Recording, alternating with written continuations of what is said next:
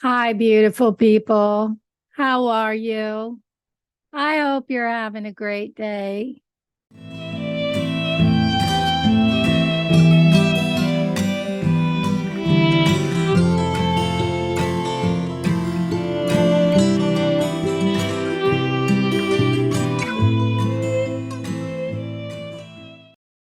Sometimes I wonder about how vulnerable I am in my videos.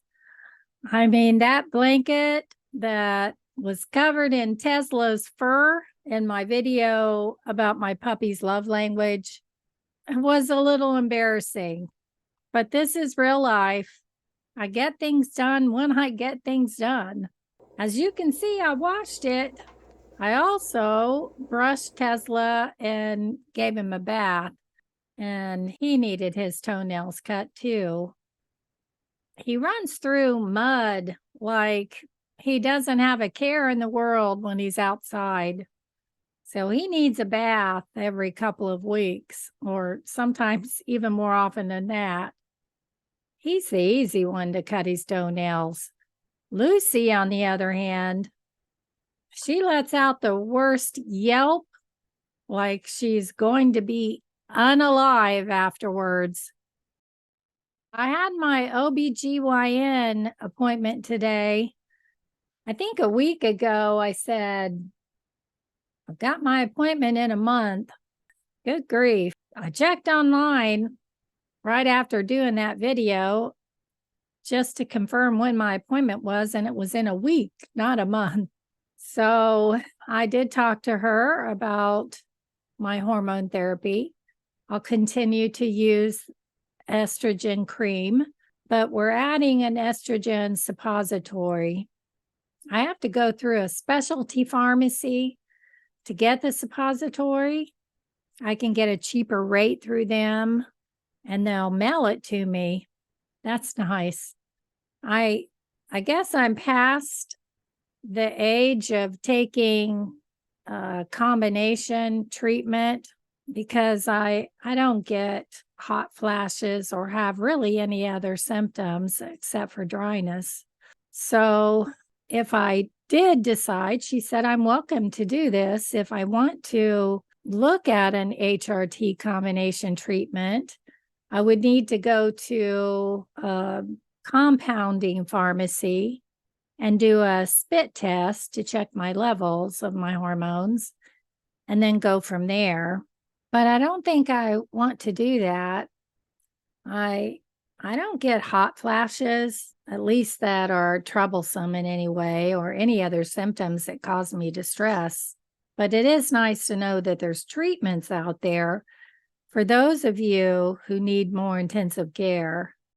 Getting out of bed is difficult for many of us, but if you're dealing with chronic pain, fatigue, anxiety, or disruptive sleep, it may be more of a struggle.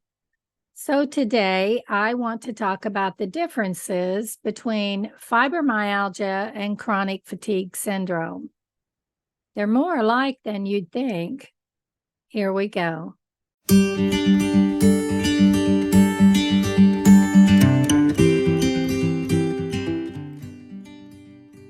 Is an overview of the common symptom check of both conditions.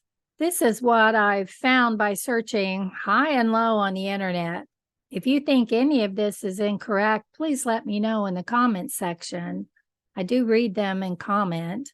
So let's talk about these. Fibromyalgia and chronic fatigue syndrome, also called myalgic encephalomyelitis, or ME/CFS, are both considered central sensitivity syndromes. I'll use the terms fibro for fibromyalgia and ME/CFS for chronic fatigue. But both conditions affect multiple systems in the body, usually referred as neuroimmune or neuroendocrine immune disorders. To explain that, both can be caused by an infection, stressors, and genetics. And at this point, immune system changes are considered a cause of ME/CFS, but I'm not sure that all of the medical community is embracing that knowledge. And we're on the precipice of understanding fibromyalgia. There are no objective lab or imaging tests for either conditions, and other conditions have to be ruled out when diagnosing either condition. A general practitioner is usually the person who diagnoses ME/CFS, and either a general practitioner, rheumatologist, or neurologist usually diagnoses fibromyalgia. But if you aren't getting the information you need, ask for a referral to another doctor. And you can have both of these disorders at the same time, which can really complicate things.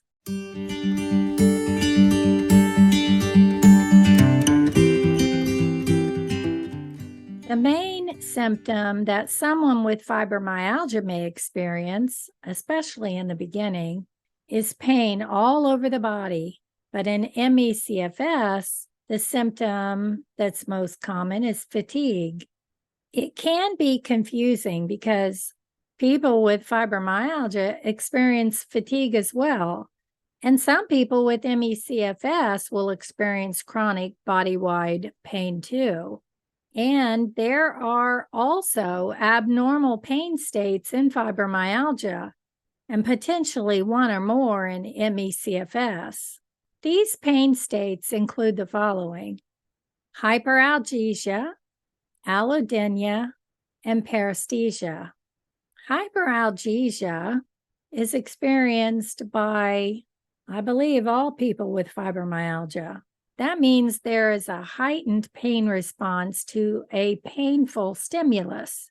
Additionally, light pressure or thermal sensations like heat or cold could also result in a heightened pain response. For example, when I was experiencing extremely painful hips prior to a fibro diagnosis, my doctor touched me like this on either side with a very gentle, soft touch. I didn't know he was going to do that, so it surprised me. But just that very gentle touch, well, let me just say I screamed. I was so embarrassed by my reaction that then I started to cry. If I had realized he was going to touch my hips, I would have embraced myself and I wouldn't have had such a dramatic response. He felt terrible about that. But it's probably a good thing that he did that in that way, because he sent me to a neurologist, which resulted in me going to the first rheumatologist and then a second rheumatologist when I finally got a diagnosis. Allodynia is nerve pain resulting from non-painful stimuli. This could happen when the wind lightly breezes against the skin, or you feel mild heat against your skin, or a light touch that shouldn't be painful.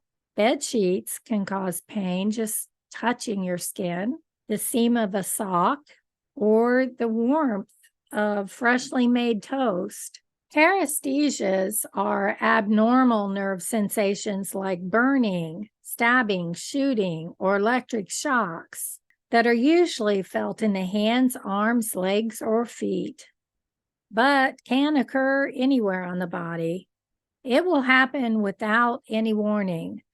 Sometimes they're painless, like tingling, skin crawling, itching, or numbness, and sometimes they are very painful, like quick, sudden bursts of pain. The problem is that these can also be felt in some people with ME/CFS. If you have CFS, can you let us know in the comment section if you experience these? They may only have one, or they could have all of them. So the symptoms are very similar. Fortunately, the treatments are similar, even if you don't get the correct diagnosis.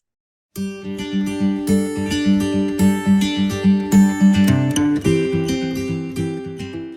let's talk about the most common symptoms in ME/CFS.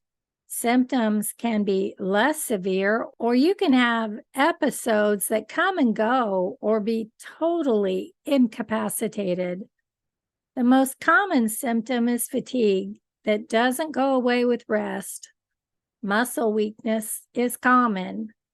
There's unrefreshed sleep, post-exertional malaise, which means exercise intolerance that corresponds with an increase in symptoms after even light exertion. Cognitive dysfunction, called brain fog, involves memory and learning problems.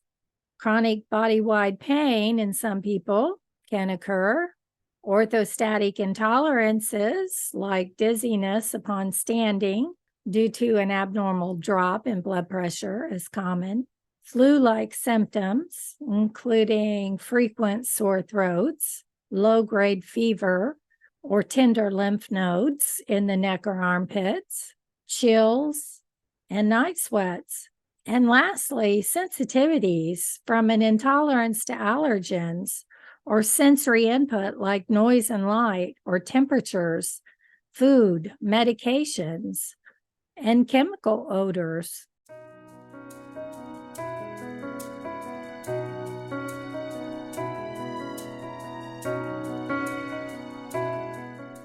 People with ME/CFS may also experience symptoms that vary among them. These include dry mouth and eyes, muscle twitching, recurrent infections, anxiety or irritability, shortness of breath, or irregular heartbeat. And any of these symptoms can overlap with other conditions like IBS, PMS, tinnitus, depression, or endometriosis. And for those of you with fibro, this all sounds pretty familiar, doesn't it? So now let's talk about fibromyalgia. Symptoms can be mild or highly problematic. There can be mild symptoms followed by flare-ups. Chronic widespread pain, meaning pain on both sides of the body and above and below the waist, is the hallmark symptom. The pain can be sharp, diffuse, throbbing, or stabbing. The abnormal pain states that were mentioned of allodynia, hyperalgesia, and paresthesias are experienced. They will also experience fatigue, unrefreshed sleep, cognitive dysfunction, and digestive issues. Neurosensory symptoms like headaches, chronic migraines, dizziness, and vertigo, fainting, and sensitivity to temperature, humidity, and atmospheric pressure are often experienced. In addition, sensitivity to light, noise, and smells are common. In fibro, fatigue isn't just about being tired. It's persistent exhaustion that isn't improved with rest. It feels like an energy problem. With that, you can understand why there is a huge overlap between fibro and ME/CFS. In fibro, there are high rates of depression due to fatigue and feelings of fogginess and disorientation.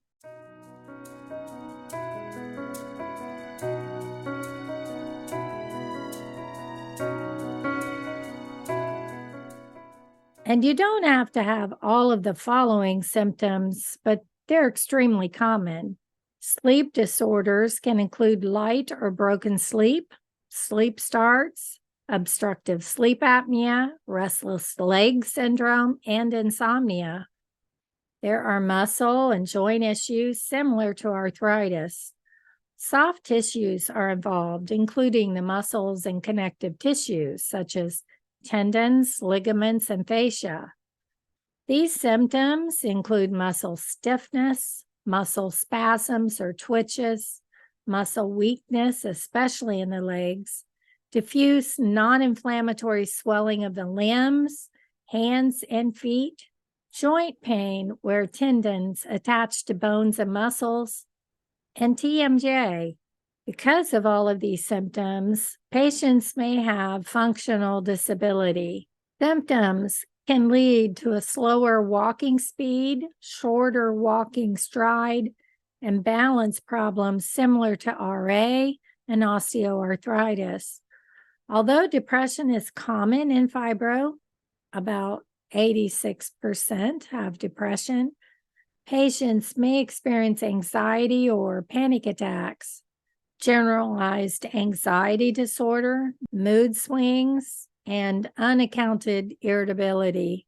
Reproductive symptoms are also common, such as extremely painful periods, pelvic pain, vulvodynia, or premature menopause. So there was a lot in this. I hope you learned something. I send you gentle hugs and support. Love you.